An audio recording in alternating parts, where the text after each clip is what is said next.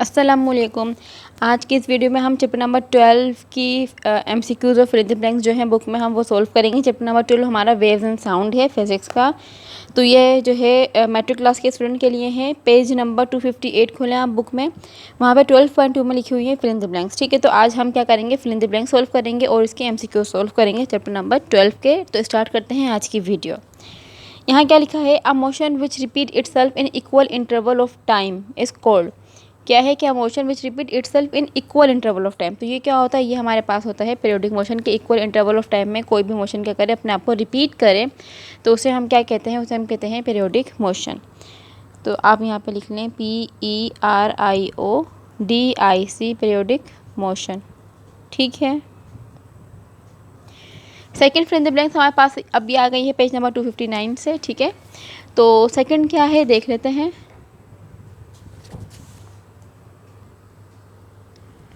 Dash is also a periodic motion, कि यहाँ पे क्या है कि dash is also a periodic motion. तो हमने यहाँ पे इस चैप्टर में, क्योंकि चैप्टर के अकॉर्डिंग ही हमें आंसर देना होता है, तो यहाँ पे क्या है, यहाँ पे आएगा सिंपल हार्मोनिक मोशन। ठीक है, जो सिंपल हार्मोनिक मोशन है वो भी क्या होती है, वो भी पीरियोडिक मोशन ही होती है।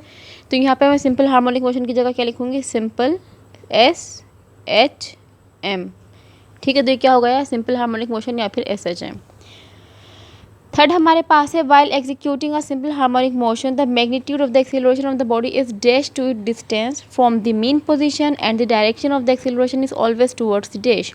कि जब ये सिंपल हार्मोनिक मोशन का जब आपने ये पूरा टॉपिक स्टडी किया होगा तो वहाँ पे आपने ये समझा होगा कि उसकी जो एक्सीलरेशन जो प्रोड्यूस हो रहा होता है उसकी उस ऑब्जेक्ट में, उस बॉडी में, तो वो क्या होता है, कहाँ पे होता है, इस डायरेक्टेड टूवर्ड्स दी, मतलब उसका जो होता है क्या होता है, बॉडी इज़ डायरेक्शन उसकी कहाँ पे होती है, जहाँ पे एक्सीलरेशन प्रोड्यूस हो रहा होता है। ऐसा ही है, ये आपको ऐसे समझ में आएगा जैसे कि हमने जब ये सिंपल हार्मोनिक मोशन आपने पढ़ा होगा तो वहाँ देखा होगा लिखा होता है A डायरेक्टली प्रोपोर्शनल है X के। ऐसा ही था।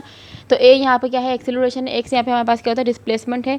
तो यहाँ पे यही बात इन्होंने कही है कि सिंपल हार्मोनिक मोशन में जो एक्सीलरेशन है वो क्या है, वो डायरेक्टली प्रोपोर्शनल होता है to the distance from the mean position. मतलब कि जितना ज़्यादा वो कोई भी ऑब्जेक्ट अपने मीन पोजिशन से दूर जाएगा उतना ही ज़्यादा उसके अंदर एक्सीलरेशन प्रोड्यूस होगा। और ये जो एक्सीलरेशन प्रोड्यूस होता है वो कहाँ पे होता है, वो टूवर्ड्स इट्स मीन पोजीशन होता है।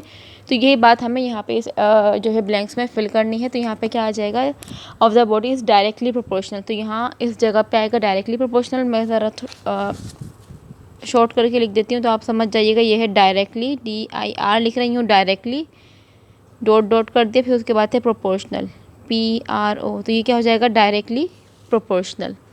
ठीक है, अच्छा, जो इसकी सेकंड जो इसके ऊपर है क्या है कि and the direction of the acceleration is always towards the main position. तो यहाँ पे क्या आ जाएगा, टूवर्ड्स द मेन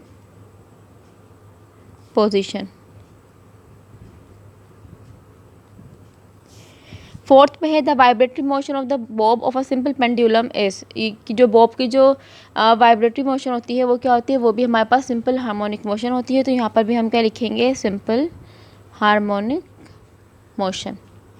ठीक है, फिफ्थ में देखें क्या लिखा है, the waves in which the particle of the medium vibrate in a direction perpendicular to the direction of propagation of waves are called. मतलब क्या होता है कि जो उसके पार्टिकल्स होते हैं वो क्या होते हैं, वो परपेंडिकुलर डायरेक्शन में क्या कर रहे होते हैं, ट्रेवल कर रहे होते हैं। तो वो जो होती है वो कौन सी वेव्स होती हैं, वो हमारे पास होती हैं ट्रांसवर्स वेव्स। ठीक है, अगर जो पार्टिकल्स हैं वो इस तरीके से हों, परपेंडिकुलर हों, तो उसे हम कहते हैं ट्रांसवर्स। बस आप इस बात का ख्याल रखें, परपेंडिकुलर होगा तो ट्रांसवर्स आएगा। ठीक है, तो यहाँ पे हम लिखेंगे TRANSVERSE। ठीक है, ये हो जाएगा हमारे पास ट्रांसवर्स वेव। अच्छा, उसके बाद लिखा है नीचे 6 पे, ट्रांसफर वेव कंसिस्ट ऑफ, मतलब जो ट्रांसफर वेव्स होती है वो किस पे कंसिस्ट करती है। तो उसके अंदर क्या होती है, आपने देखा होगा कि वेव इस तरीके से बनी होती है। ठीक है, तो ये जो ऊपर वाला जो साइड होता है इसे हम कहते हैं क्रेस्ट, और नीचे वाले को हम कहते हैं ट्रफ। तो ये जो ट्रांसफर वेव होती है वो कंसिस्ट करती है, मतलब ये यहाँ से लेके यहाँ तक पूरी एक वेव है ना, ये यहाँ से लेके यहाँ तक एक पूरी वेव है। तो एक वेव के अंदर उसका ट्रफ भी होता है और क्रेस्ट भी होता है। तो हमें यही बात यहाँ पे लिखनी है कि transfer wave consist of crest and trough. तो इसकी स्पेलिंग होगी CREST, crest, and trough TROUGH। उसके बाद 7th में है longitudinal wave consist of dash and dash, कि जो लॉन्गिट्यूडनल वेव है उसके अंदर क्या होता है, अच्छा जो ट्रांसवर्स होती है उसके अंदर क्रेस्ट है, उसके अंदर ट्रफ है, जबकि लॉन्गिट्यूडनल वेव के अंदर क्या होता है, उसके अंदर होता है कंप्रेशन एंड रेयरफेक्शन। ठीक है, तो यहाँ पे क्या आएगा, कंप्रेशन एंड रेयरफेक्शन। क्योंकि यहाँ पर जगह कम है इसलिए मैं शॉर्ट करके लिखूँगी, आप यहाँ पूरी स्पेलिंग मतलब सही से आप लिखिएगा।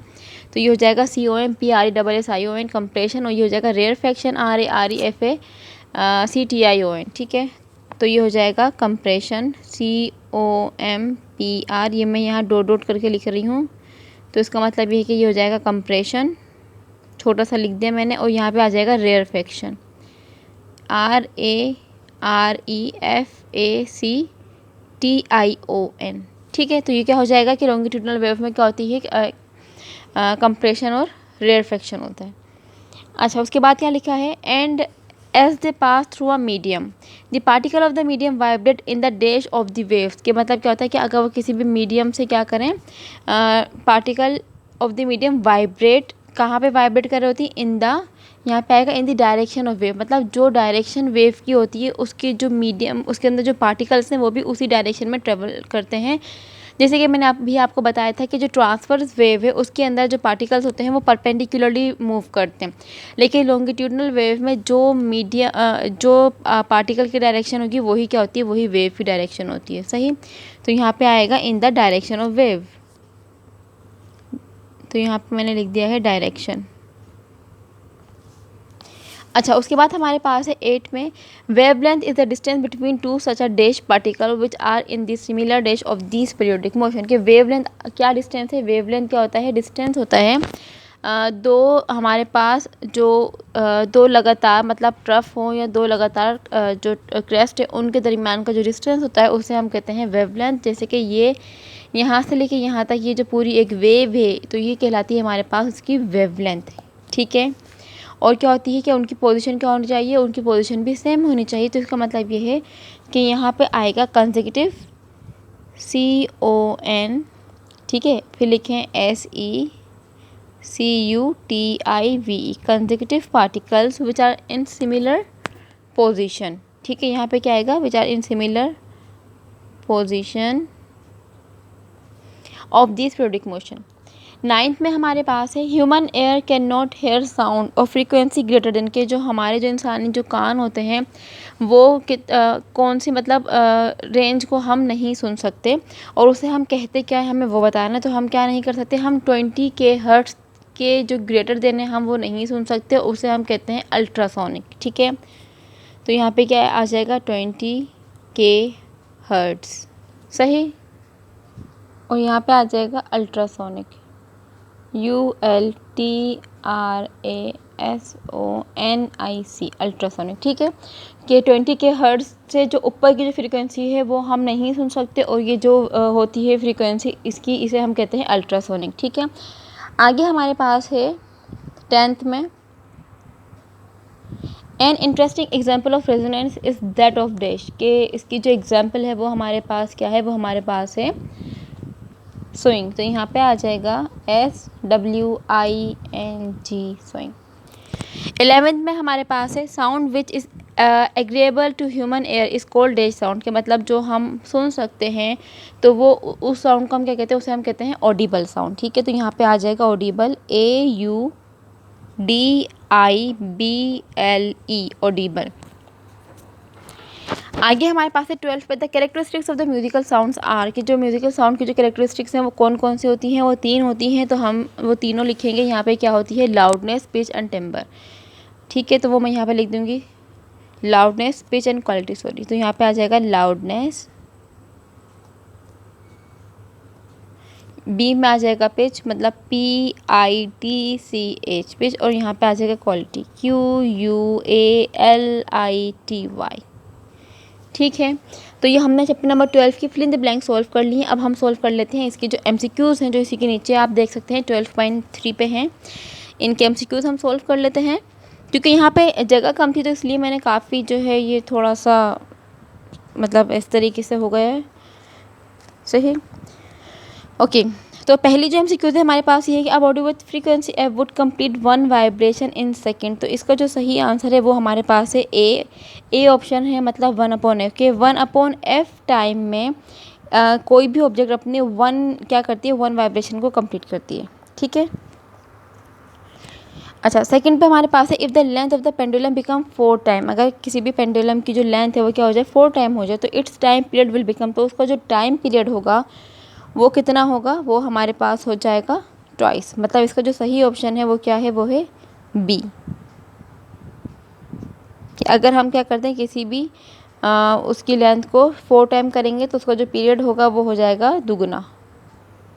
आगे हमारे पास है in transverse wave the distance between two consecutive crest और बिटवीन टू कंसेक्यूटिव ट्रफ। मतलब कि जो दो लगातार ट्रफ हों या जो दो लगातार क्रेस्ट हो, उनके दरमियान की जो लेंथ है उसे, या जो डिस्टेंस है उसे हम क्या कहते हैं, तो उसे हम क्या कहते हैं, उसे हम कहते हैं वेव लेंथ।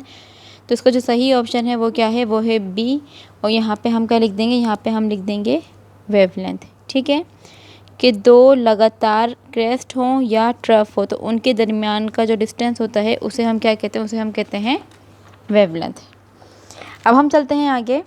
तो फिफ्थ है हमारे पास यहाँ पे कि if frequency of wave F equal है 30 cycle per second and the wavelength lambda, wavelength को हम लैम्डा से डिनोट करते हैं, is 0.2 metre, then the velocity of wave is dash per second. हमें क्या करना है, यहाँ पे इन्होंने हमें फ्रीक्वेंसी गिवन है, यहाँ पे इन्होंने हमें लैम्डा मतलब वेव लेंथ गिवन कर दिया, और उन्होंने हमें कहा है कि उसकी जो फ्रीक्वेंसी होगी और उसकी जो वेलोसिटी होगी हमें वो बतानी है। तो वेलोसिटी का फॉर्मूला क्या होता है, v इक्वल होता है एफ लैम्डा के, ऐसा ही है हमारे पास है v इक्वल एफ लैम्डा। हमें वेलोसिटी फाइंड करनी है, फ्रीक्वेंसी हमें गिवन है, लैम्डा हमें गिवन है। सिंपल हम क्या करेंगे, हम यहाँ पे इसको सिंपल मल्टीप्लाई करेंगे और हमारे पास क्या आ जाएगा, हमारे पास जो है वेलोसिटी आ जाएगी। तो फ्रीक्वेंसी हमारे पास 30 है और लैम्डा हमारे पास क्या है 0.2 है, तो हम इसे क्या करेंगे, हम इसको मल्टीप्लाई कर देंगे तो हमारे पास आंसर आ जाएगा। तो हम मल्टीप्लाई कर लेते हैं, हम 30 को मल्टीप्लाई करेंगे 0.2 से। ठीक है, तो 30 मल्टीप्लाई 0.2 इक्वल क्या है हमारे पास 6। ठीक है, तो हम यहाँ पे लिख देंगे, इसका जो सही ऑप्शन है वो क्या है, ए है, वो है 6। 6 ब्लैंक्स एमसीक्यूज में हमारे पास है the wave produced by vibrating body in air are dash wave. मतलब क्या होती है कि जो एयर में जो वाइब्रेटिंग ऑब्जेक्ट होती हैं उनमें जो वेव्स प्रोड्यूस होती हैं वो क्या है, वो हमारे पास उसका जो सही ऑप्शन है वो है ए, वो क्या है लॉन्गिट्यूडनल वेव्स। ठीक है, तो इसका सही ऑप्शन क्या होगा, ए लॉन्गिट्यूडनल वेव्स। उसके बाद 7 में हमारे पास है speed of sound in air at normal temperature pressure. कि हमें क्या बतानी है, यहाँ पे स्पीड ऑफ साउंड बतानी है नॉर्मल टेम्परेचर प्रेशर पर। तो जो स्पीड ऑफ साउंड है उसका भी सही ऑप्शन हमारे पास ए है और वो है 336 मीटर पर सेकेंड। ठीक है, तो ये हमने चैप्टर नंबर 12 के फिल इन द ब्लैंक्स और एमसीक्यू सॉल्व कर लिए हैं। अगर आपको इसमें कोई भी कन्फ्यूजन हो या कुछ भी पूछना हो तो आप मुझसे पूछ सकते हैं। अल्लाह हाफिज़।